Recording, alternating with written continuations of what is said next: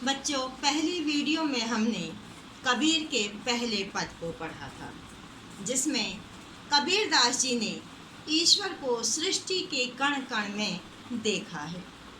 दूसरे पद में हम पढ़ेंगे कि कबीर दास जी ने बाहरी आडंबरों पर चोट करते हुए बताया है कि अधिकांश मनुष्य अपने अंदर की सच्चाई से अनजान रहते हैं, अपनी ताकत को नहीं पहचान पाते और एक नकली संसार से रिश्ता बना लेते हैं और ईश्वर के सच्चे स्वरूप से अनजान रहते हैं। पद 2, अब हम इसका वाचन करते हैं। संतो देखत जग बौराना, साच कहो तो मारन धावे, झूठे जगपतियाना। नेमी देखा धर्मी देखा, प्रात करे स्नाना। इसमें कठिन शब्द हम देखते हैं जिन्हें अंडरलाइन किया गया है। जग संसार, बौराना पागल हो गया है, साच सच्ची बात, कहो कहो तो बताओ तो, मारन मारने के लिए धावे दौड़ता है, पतियाना विश्वास कर लेता है, नेमी नियम पर चलने वाला, धर्मी धर्म का पालन करने वाला, स्नाना स्नान यानी नहाना। तो यहाँ पर कबीर दास जी ने धर्म के नाम पर हो रहे बाहरी आडंबरों पर प्रहार करते हुए सज्जनों को संबोधित किया है और कहते हैं, संतो देखत जग बौराना, है कि हे सज्जनों, देखो यह संसार पागल हो गया है। पागल क्यों हो गया है? साच कहो तो मारन धावे, यदि जो व्यक्ति इनको सच्ची बातें बताता है कि ये संसार क्या है, यह व्यक्ति उसे मारने के लिए दौड़ता है। झूठे जगपतियाना, लेकिन यदि कोई उन्हें झूठी बातें बताता है तो यह संसार उन पर विश्वास कर लेता है। तो यानी सच्ची बातें उन्हें समझ में नहीं आती हैं। नेमी देखा धर्मी देखा, प्रात करे स्नाना। यहाँ पर कवि हिंदुओं के बारे में बताते हुए कहते हैं कि संसार में ऐसे बहुत से लोग हैं जो नियमों का पालन करते हैं। नेमी देखा, जो नियमों का पालन करते हैं। धर्मी देखा, और धर्म के अनुसार अनुष्ठान आदि करते हैं। प्रात करे स्नाना, वे सुबह उठकर स्नान भी करते हैं। आत्म मारी पखा नहीं पूजे, उनमें कछु नहीं ज्ञाना।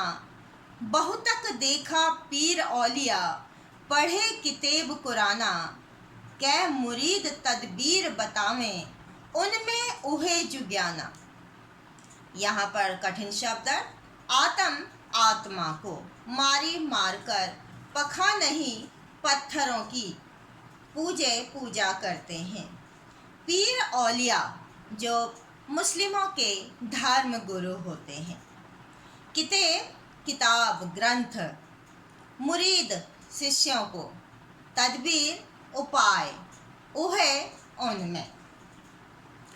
कबीर दास जी यहाँ कहते हैं कि बहुत से लोग जो सुबह उठकर स्नान आदि करते हैं, वे अपनी आत्मा को मारकर पत्थरों को पूजते हैं। आत्म मारी, आत्मा को मारकर पखा नहीं पूजे, पत्थरों को पूजते हैं। वो आत्मचिंतन नहीं करते हैं।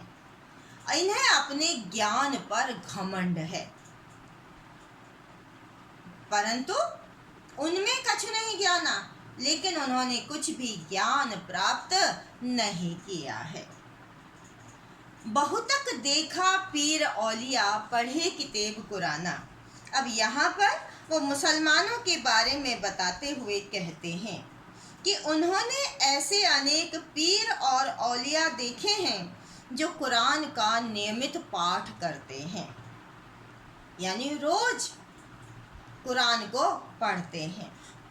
कै मुरीद तदबीर बतावें, उनमें उहे जो ज्ञाना।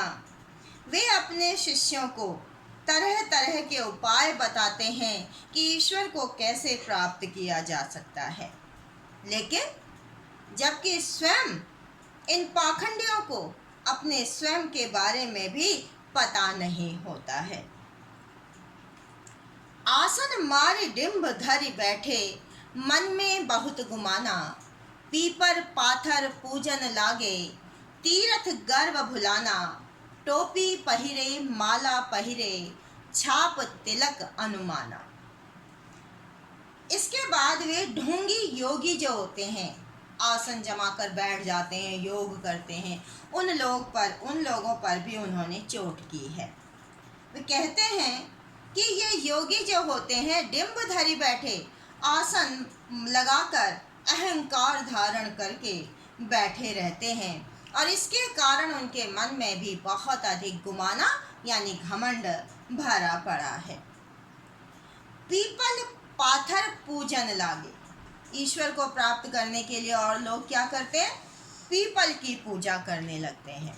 ये देखो, आप देखते होंगे हमारे जो भारत में है, पीपल आदि की इनकी भी पूजा लोग बहुत करते हैं, इनको मान्यता देते हैं। तो कबीर का मानना है कि ईश्वर तो हर जगह समाया हुआ है, तो किसी एक की पूजा करने से कुछ नहीं होता। हमें जीवों की यानी जिनके भी अंदर जीवन है उन सब की को सेवा करनी चाहिए, उनको कभी बुरा नहीं करना चाहिए।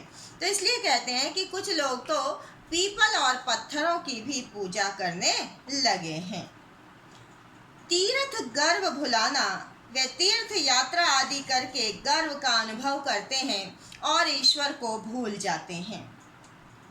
टोपी पहिरे माला पहिरे, छाप तिलक अनुमाना, कुछ लोग अपने सिर पर टोपी पहन लेते हैं, माला पहिरे तो कुछ लोग गले में माला धारण कर लेते हैं, माथे पर तिलक लगा लेते हैं और उनके मन में बहुत अधिक घमंड भरा रहता है।